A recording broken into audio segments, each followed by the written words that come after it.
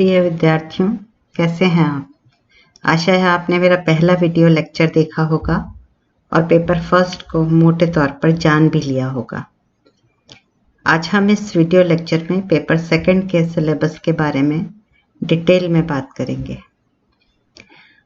बेटा, इस पेपर का भी परीक्षा पैटर्न उसी प्रकार का है जैसा हमने पहले पेपर में देखा था। प्रथम प्रश्न पत्र में आपने विश्व के 5 अलग अलग प्रकार के संविधानों की जानकारी ली थी और अब आप द्वितीय पेपर, जिसका नाम भारतीय राज्य व्यवस्था है, इसमें अपने स्वयं के देश के संविधान के बारे में जानेंगे। किसी भी देश का संविधान यूं ही अचानक नहीं बनता। उसके बनने के पीछे एक लंबा संघर्ष और इतिहास होता है। हमारा संविधान भी कहने को 2 वर्ष 11 महीने 18 दिन में निर्मित हुआ, किंतु उसके पीछे एक लंबा इतिहास और हमारे स्वतंत्रता सेनानियों का कठिन संघर्ष है। भारत के संवैधानिक इतिहास को देखने के लिए हम ब्रिटिश ईस्ट इंडिया कंपनी से शुरुआत करते हैं।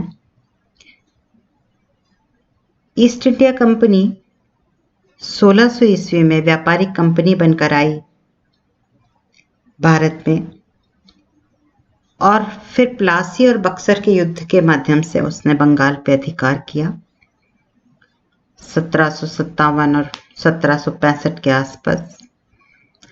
और उसके बाद उसने हमारी राजनीति को नियंत्रण में अब ले लिया।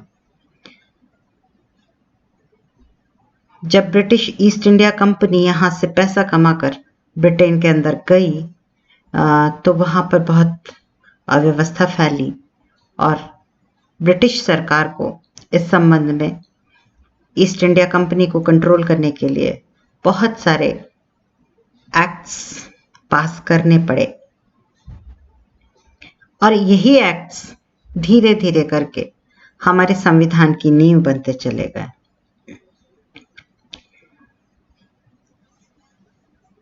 बेटा, किसी भी विषय को रटने की बजाय यदि कहानी की तरह पढ़ोगे तो हर चीज आसानी से समझ में आएगी। तो इस पेपर को भी कुछ इसी प्रकार पढ़ने का प्रयास करें, क्योंकि ईस्ट इंडिया कंपनी का आना, पहले व्यापार करना, उसके बाद धीरे धीरे हमारे राजाओं को, हमारे नवाबों को हरा करके बंगाल पर अधिकार और उसके माध्यम से हमारी राजनीति पर नियंत्रण और उसके बाद बहुत सारे अत्याचार और इन सब को सहते हुए हमारा स्वतंत्रता संग्राम और उसके अंदर हमारे संविधान की एक नींव इस प्रकार से अगर आप इसे देखेंगे, इसका बहुत डिटेल जानकारी तो हम सिलेबस के साथ आगे वाले वीडियोस में लेंगे, लेकिन अगर आप इसे इस प्रकार से देखेंगे तो आपके लिए पढ़ना बहुत आसान होगा। ये पेपर भी आपका 5 यूनिट्स में बटा हुआ है, जिसमें पहली यूनिट में भारत के संवैधानिक विकास के बारे में है। भारत का संवैधानिक विकास और उपनिवेश राज्य, जिसके अंतर्गत ब्रिटिश इंडिया एक्ट 1909 और 1919 के विशेष संदर्भ में उनकी मुख्य विशेषताएं और खास तौर से द्वैध शासन क्या था, उसके बाद 1935 का अधिनियम क्या है, उसकी मुख्य विशेषताएं क्या हैं, प्रांतीय स्वायत्तता और उसके बाद संघीय ढांचा किस प्रकार से निर्मित होता है, ये सब हमारे संविधान की नींव है और इसे आपको बहुत विस्तृत जानकारी के साथ में पढ़ना होगा। यूनिट सेकंड में संविधान सभा की संरचना, संविधान की प्रस्तावना, मुख्य विशेषताएं, मूल अधिकार, मूल कर्तव्य और राज्य के नीति निर्देशक तत्वों के बारे में आप पढ़ेंगे। कोई भी संविधान जब बनता है तो उससे पहले एक संविधान सभा की संरचना की जाती है, जिसमें वहाँ के लोगों को सदस्य बनाया जाता है, अध्यक्ष होता है, प्रारूप कमेटी एक बनी, और इस प्रकार से हमारे संविधान का जब निर्माण हुआ तो उस संविधान सभा ने हमारे संविधान को बनाया।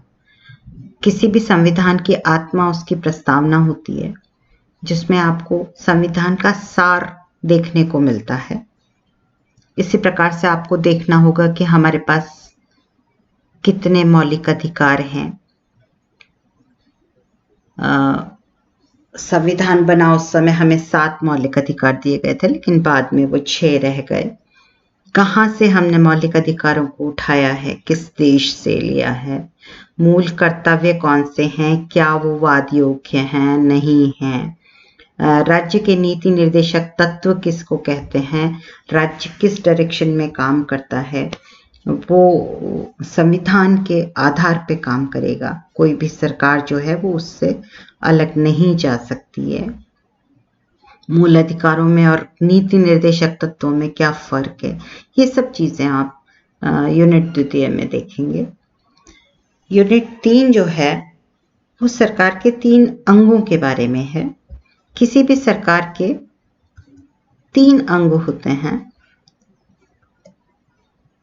पहला जो कानून बनाता है, दूसरा जो कानूनों को क्रियान्वित करता है, और तीसरा जो ये देखरेख करता है कि कोई कानून संविधान से अलग तो नहीं बन गया है, या कोई कानून जो बना वो उसी रूप में लागू किया गया या नहीं किया गया। ये 3 अंग अलग अलग तरीके से कार्य करते हैं, और उनमें व्यवस्थापिका पहला अंग, दूसरा अंग कार्यपालिका और तीसरा अंग न्यायपालिका होती है। तो यूनिट 3 में आप व्यवस्थापिका, संसद, राज्य विधानमंडल, कार्यपालिका, राष्ट्रपति, प्रधानमंत्री, मुख्यमंत्री, राज्यपाल, न्यायपालिका, सर्वोच्च न्यायालय और उच्च न्यायालय के बारे में अध्ययन करेंगे। यूनिट 4 में, क्योंकि भारत को में संघीय ढांचा लागू किया गया, संघीय व्यवस्था को अपनाया गया, इसलिए केंद्र और राज्यों के संबंध एक अलग तरीके के होते हैं, तो हम उनके बारे में अध्ययन करेंगे। उनके बीच क्या विवाद हो सकते हैं, उनकी आपस की उनकी शक्तियां क्या क्या हैं, और कौन किसकी शक्ति पे भारी पड़ सकता है, ये सब चीजें आप इसमें देखेंगे। शक्तियों का विभाजन किस प्रकार है, आपातकालीन प्रावधान क्या क्या हैं, राज्यों के लिए विशेष प्रावधान क्या दिए गए हैं, 5वीं और 6ठी अनुसूची के क्या क्षेत्र हैं। फिर उसके बाद हमारे शासन को सुचारू रूप से चलाने के लिए त्रिस्तरीय शासन व्यवस्था को लागू किया गया है। पंचायती राज को आप बहुत अच्छे तरीके से गांवों के अंदर देखते हैं, लेकिन उसका और अध्ययन हम इसमें करेंगे। और उसके बाद स्थानीय नगरीय निकायों के बारे में इसमें आप अध्ययन करेंगे। और 5वें और अंतिम यूनिट में सरकार का सहयोग करने के लिए कुछ आयोग बनाए गए हैं, जो कि सरकार के कार्यों को सुचारू रूप से चला पाएं, उनमें कुछ सहयोग कर पाएं। तो सहयोग की व्यवस्था, संघ लोक सेवा आयोग, भारतीय निर्वाचन आयोग, वित्त आयोग, नियंत्रक और महालेखा परीक्षक, अंतरराज्य परिषद आदि के बारे में आप अध्ययन करेंगे। सभी विद्यार्थियों से मेरी एक विनती है कि ये पेपर केवल द्वितीय वर्ष के लिए ही उपयोगी नहीं है, अपितु प्रतियोगी परीक्षाओं के लिए भी उतना ही उपयोगी है। इसलिए आप इसे केवल अपनी क्लास का एक पेपर मान के न पढ़ें, बल्कि आपके भविष्य की ये नींव है। प्रत्येक प्रकार की प्रतियोगी परीक्षा में पॉलिटी का एक पार्ट होता है, एक हिस्सा होता है, जो कि आपको इस पेपर के माध्यम से आप बहुत अच्छे तरीके से तैयार कर सकते हैं, इसलिए आप इस पेपर को बहुत समझ के पढ़ें। तो मुझे लगता है कि आप प्रतियोगी परीक्षाओं के लिए भी बहुत अच्छी तैयारी कर सकते हैं। Thank you.